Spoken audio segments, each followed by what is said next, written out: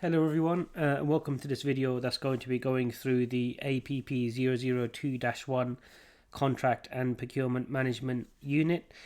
So what we're going to do is just run through some of the basic goals of the unit, as well as a look at how the week by week running of the unit will actually work.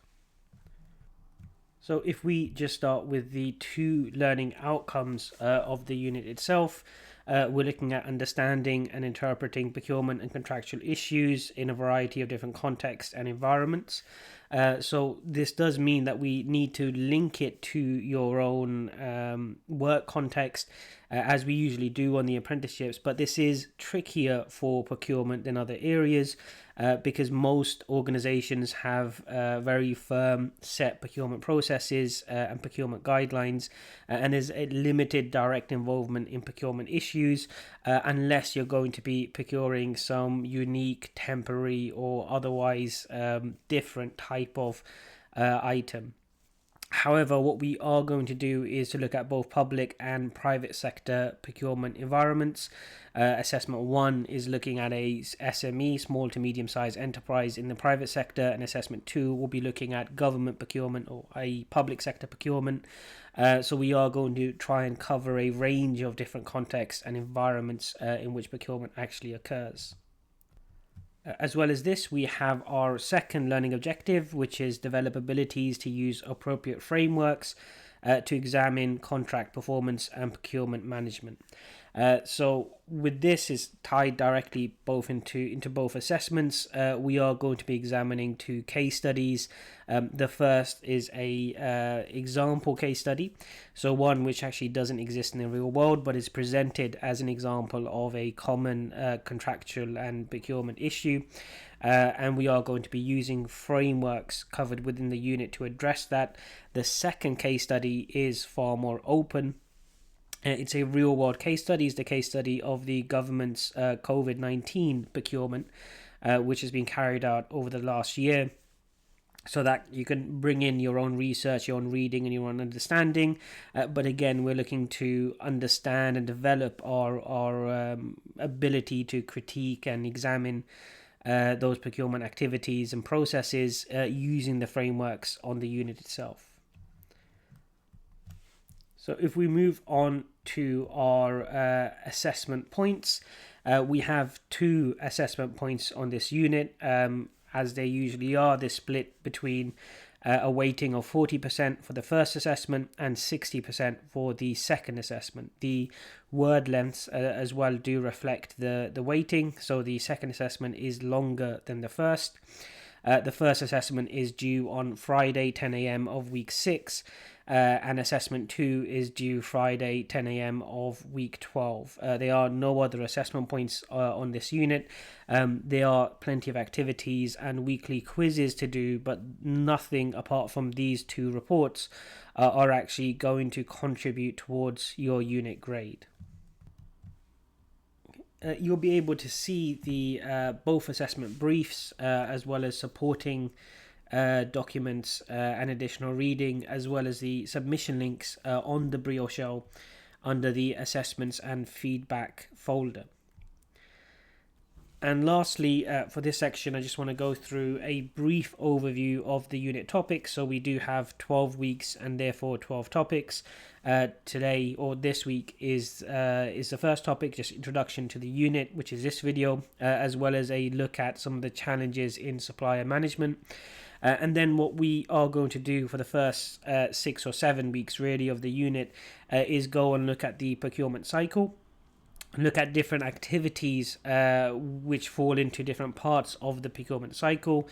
So that goes from supply selection, procurement planning, all the way through, including negotiation, to monitoring and controlling the execution of the contract itself. That is going to require a look in weeks 4 and 5 at the basics of contract law.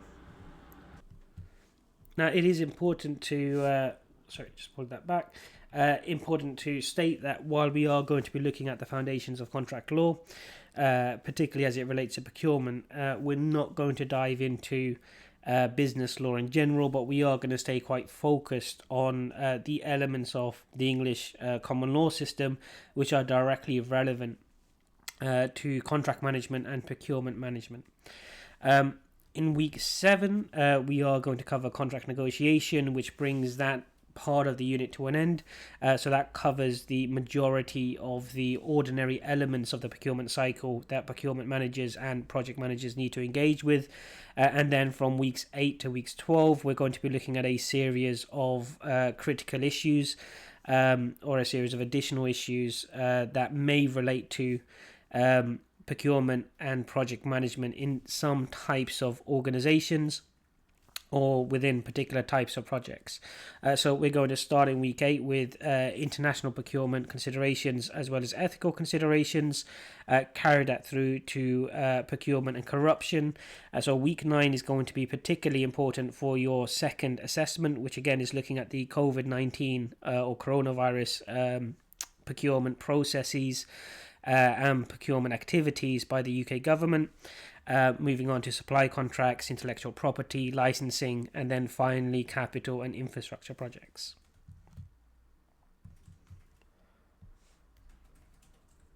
So now we're just going to finish off this video by taking a look at some of the elements in the unit which may be new, but we are going to use them to try and balance our synchronous and asynchronous activities. So we are going to have synchronous sessions every week as per normal, but because of the change delivery patterns and the reality that the COVID-19 pandemic is just unpredictable, we're going to have as much activities as we can in asynchronous format, which means that we will do them individually by ourselves, but then in the synchronous sessions we will have a discussion and tease out what major elements or points that we need to gain from them. So that can be quite tricky to do. So the most important thing for this unit is actually to look through the study guide and keep referring to it week by week. So you'll find the study guide on the Brio Show under the Your Study Program link, but you'll also find the relevant pages of the study guide. So for week 1, the page for week 1 you'll also find in the week 1 materials folder on the Brio Show under Your Study Program, and you'll find the week 2 page in under the week 2 folder and so on. So as long as you keep referring to the study guide and you keep working your way through the activities on the study guide, you should always have a sense of what activities need to be done, which reading needs to be done, what the output of that activity is, as well as having a rough estimate as to the time for each activity as well. So these are just rough estimates. Different people will work at different paces, but it is useful to take a look and plan your week, so to speak, to identify what time you could give towards various activities, with the idea that all of the activities which should be done before the synchronous sessions on Thursday are done, and then there's a range of additional activities as well. Those that are marked aspire to do are ones which you should do if you're particularly interested in that week's topic, or if it has particular relevance to your professional roles. But I don't expect everyone to do every single activity on the study guide, particularly the ones marked aspire to do or should do every single week. So in terms of the actual elements within the study guide, the element that you probably should start with, and which is at the top of each week's page, would be the recorded lecture videos. Now these will approximately come to 1 hour. I can't promise that they'll always be exactly an hour, but they will be broken down into individual topics, so you're not going to get a single hour-long video, but rather 2, 3, or 4 individual videos that should add up to an hour. The goal of the recorded lectures is simply to present major topics. So new concepts, new models, new frameworks are presented in the lecture videos, but then we'll move on and work with them through various activities and discussions in the synchronous sessions. But the initial presentation of new theories, concepts, models, frameworks will be through the recorded lectures. There is also textbook reading for every week. Now, this is marked on the study guide as something which is should do.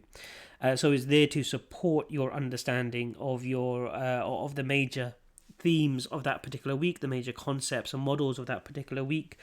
You may be familiar with some of these concepts, or you may be comfortable with the concepts and how they've been presented. So you may not need to necessarily go through the textbook chapter every single week, but it is there if you need to do so. It can also help support you in providing citations and understanding for your assessments as well.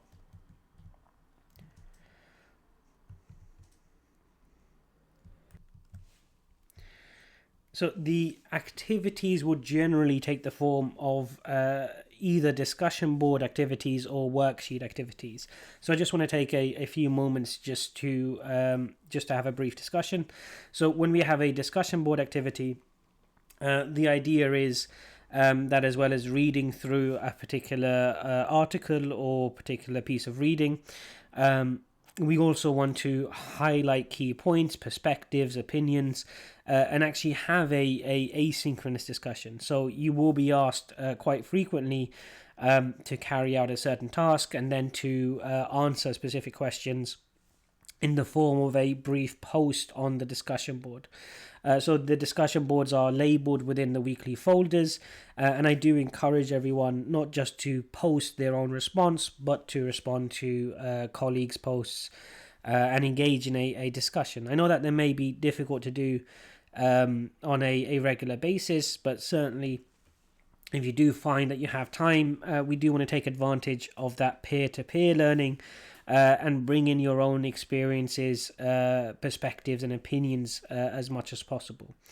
There is just the basic kind of framework of respectful discussion, so I'm quite happy for you guys to debate openly and to have kind of firm disagreements when it comes to perspectives and views, as long as we maintain kind of basic respect for each other, basic respect for kind of the norms of discussion, a degree of politeness, avoiding anything which is personal. So everything you'd expect. You guys get on really well in class, so I don't imagine that'd be a problem. But I would really encourage you guys to not just post your own responses, but to read through other people's responses as well, and actually engage in a real peer-to-peer learning environment. Now, not everything is going to be through discussion boards. There are going to be worksheets as well, and this is usually for a number of reasons. So you see the worksheet activity for this week, it involves asking you guys some questions about your own job roles and your own exposure to various things. So anything which may contain some sensitive information or you may not be comfortable sharing typically will take the form of a worksheet activity, and you'll submit these using the worksheet links on the Brio shell within the weekly folders, but they are not made available to other students, other apprentices, and it'll only be me reading through them. With this, it's really straightforward. You download the worksheet in Word document format, read through it, complete the activities and questions, and then you can upload as well.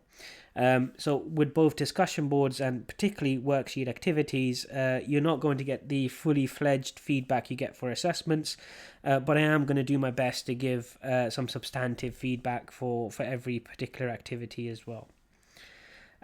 Lastly, what we have as well as the activities are weekly quizzes. Now, as I said before, these are not going to be contributing towards your actual grade on the unit. They're there primarily for learning reinforcement. So to test your own learning, to check how well you've understood the concepts in that particular week, as well as a guide for yourselves to measure the progression of your knowledge and whether particular areas may need some additional work. So if you find yourself stumped by particular questions or particular types of questions, that's an indication you may want to go back, look over the textbook reading, or watch the recorded lecture videos again. So they're really for your benefit. They're not being used to assign grades, or not being used to measure your learning. It's a way of reinforcing learning, but also giving you a sense of progression and a tool to identify areas you need to work on. So think of it primarily as self-assessment rather than something which the university or the unit is assessing you on. Alright, brilliant. So that's the end of this video. You guys also have 2 other videos this week as well. The links will be on the Brio Shell within the week 1 folder. Take care all.